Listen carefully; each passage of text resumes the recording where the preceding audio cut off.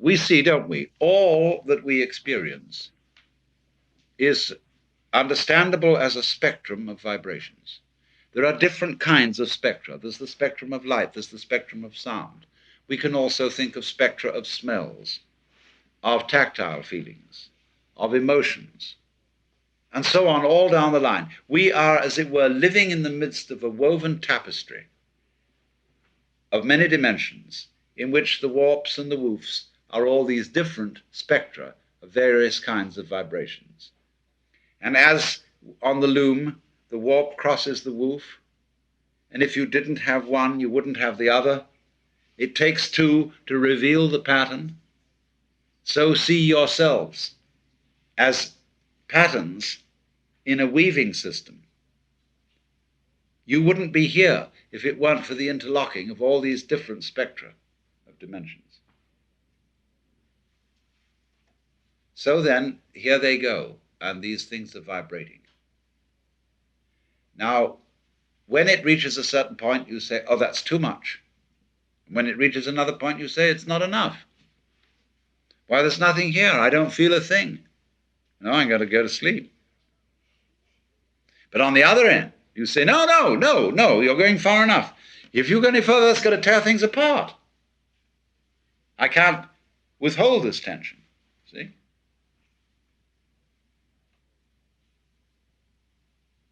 Now, so some people will say, all right, now relax, take it easy.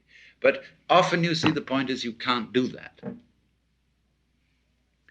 So then, what I would say to the person who cannot relax, I will stress his tension. Go the other way. In other words, go with the line of least resistance. Say, okay, you're tense about all this. Now let's say really tense. Let's scream, no. See, get violent inside. This is not to happen, see? But so that one way or the other, you see, it doesn't matter which you go, you'll begin to get into this thing, which is what is happening when the boat of life begins really to rock. Get rocking with it by whatever way is open. But you are not going to force the issue here. Instead of saying to you, you should be doing it another way than you're doing it, I will be saying, now find out the way you must do it and go that way. Now, this is a general principle of an art. And we will find there is a kind of, there are limits to this art and how it can be used and so forth. But once the general principles are clear, there aren't many serious problems left. That if you begin to look at it in that way, you will begin to realize that ecstasy, by one road or another, is inevitable. That indeed ecstasy is, in a way, the nature of existence. There is a universe for the simple reason that it's ecstatic. What else is all this fireworks about? It is just like music in this ecstatic thing going off. And you have to be certainly careful in a little way here that any initiation into a deep wisdom is apt at first to demotivate you. You think, what the hell am I doing? And all these projects and building this up and that up, or doing something to save the world, or so on and so forth. Why, the whole thing is nonsense. Yes. If you stick there, that's what they call in Mahayana Buddhism the Pratyeka Buddha.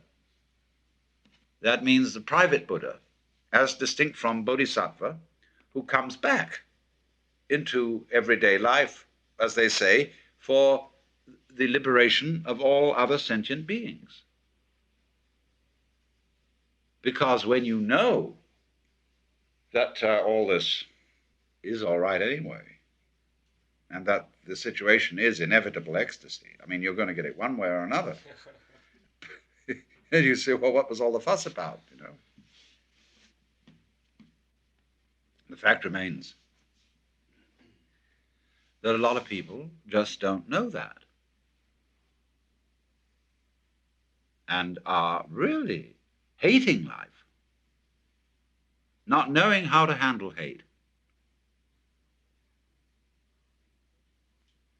And if you are at a certain point, you know those other people are you. They're like you had an extended body and all these were nerve ends on the end of it, you see.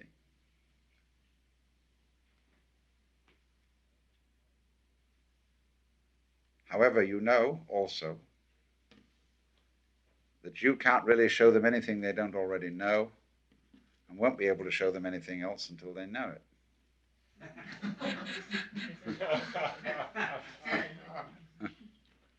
But then the question, what shall I do, has now disappeared. It should have disappeared in the beginning because there wasn't any real I. There was just the happening.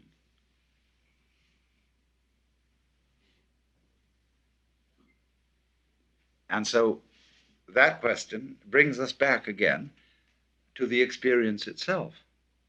See? And that's the only way that you can answer the question, is from the experience. You could say, what would happen if? The answer is only, you must feel it. Then you will know.